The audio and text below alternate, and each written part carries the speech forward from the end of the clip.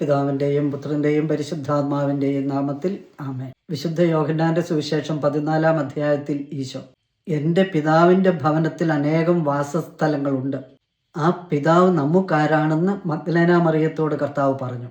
വിശുദ്ധ യോഹന്നാന്റെ സുവിശേഷം 20-ാം അധ്യായത്തിൽ, നീ എൻ്റെ സഹോദരന്മാരുടെ അടുത്ത് ചെന്ന് അവരോട്, ഞാൻ എൻ്റെ പിതാവിൻ്റെയും നിങ്ങളുടെ പിതാവിൻ്റെയും എൻ്റെ ദൈവത്തിൻ്റെയും നിങ്ങളുടെ ദൈവത്തിൻ്റെയും അടുത്തേക്ക് ആരോഹണം ചെയ്യുന്നുവെന്ന് പറയുക.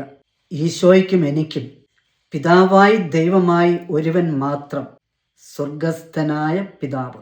ആ പിതാവിനെ വിളിച്ചാണ്, ആ പിതാവിനോടാണ് ഈശോ പ്രാർത്ഥിച്ചത്, ആ പിതാവിനോടാണ് ആലോചന ചോദിച്ചത്, ആ പിതാവിൻ്റെ ഹിതം മാത്രമാണ് ഈശോ നിറവേറ്റിയത്. ആ പിതാവിൻ്റെ കരങ്ങളിലാണ് തന്നെ സമർപ്പിച്ചത്. ആ പിതാവിൻ്റെ പക്കലേക്കാണ് നമ്മെ നയിക്കുന്നത്. ക്രിസ്തുവിശ്വാസം പിതാവിൻ്റെ ഭവനത്തിലേക്ക്, സ്വർഗത്തിലേക്ക് പുത്രനായ യേശുവോടൊത്ത് യാത്ര ചെയ്യുന്ന ജീവിതമാണ്.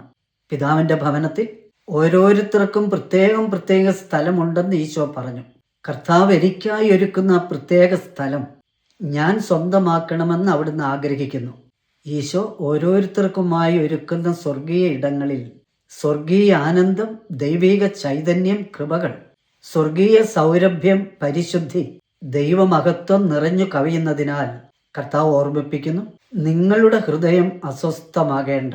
ദൈവമക്കളെ, വചനമായ സത്യമായ യേശുവിനെ ശ്രവിക്കാം, യേശുവാകുന്ന വഴിയിലൂടെ സഞ്ചരിക്കാം, യേശുവാകുന്ന ജീവനെ സ്വന്തമാക്കി പിതാവിൻ്റെ ഭവനവും സ്വന്തമാക്കാം. യേശു നാമത്തിൽ സകലരും രക്ഷിക്കപ്പെടട്ടെ. ഈശോ മിശിഹായ്ക്ക് സ്തുതിയായിരിക്കട്ടെ.